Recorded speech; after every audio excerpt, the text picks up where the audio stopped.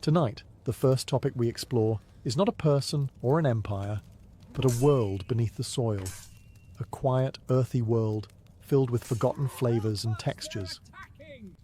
These are the vegetables once grown by medieval farmers, tended with rough hands and simple tools, harvested not for supermarkets, but for stews in stone hearths and bowls of healing pottage. From bitter greens served to knights recovering from wounds, to root vegetables so hearty they fed entire families through frost and famine. These crops were once essential, and now most of us have never even heard their names. So before you get comfortable, as always, take a moment to like the video and subscribe to the channel, but only if you truly enjoy our content. And tell us, where are you watching from, and what time is it for you right now? Sometimes our stories are too interesting for sleep, and sometimes we do try to make them a bit boring for bedtime. Now, dim the lights, turn on a fan for some gentle background noise, and let's cover what we have for tonight. Together. Skirret, the sweet root of forgotten fields. In the quiet soil of medieval Europe, before the potato ever graced the continent, there was skirret, a name barely whispered today, yet once as common in cloister gardens and cottage plots as the leek or the onion.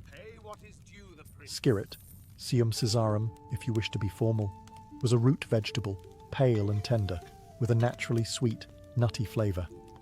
It was beloved not for its size but for its subtle charm, and it was particularly prized in monastic kitchens where flavour had to come from the land, not from far-off trade. Unlike carrots, which grew as a single taproot, skirret formed a tangled cluster of slender roots, each about the thickness of a pencil. These white roots were peeled, boiled or roasted, and often mashed into a kind of creamy, peppery paste. The flavour, though mild, had depth, something between parsnip and sunchoke, with an earthy sweetness that paired well with garlic, onions and herbs from the same garden.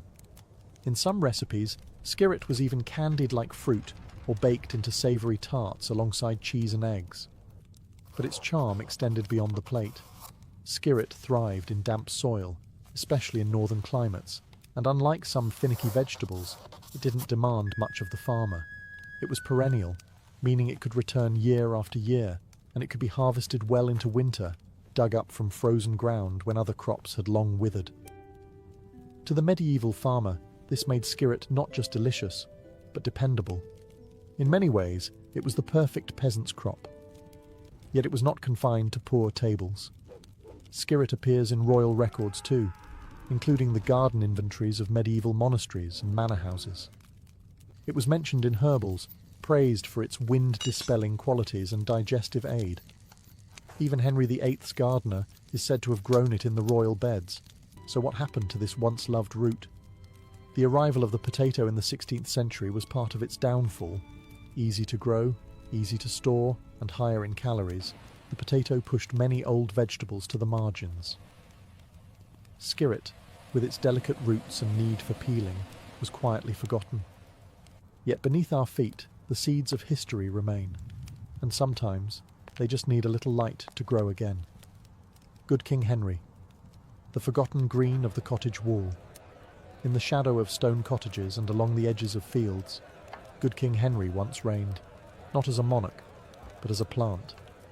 Known affectionately as poor man's asparagus, this perennial green was a faithful companion to medieval peasants, growing where little else would.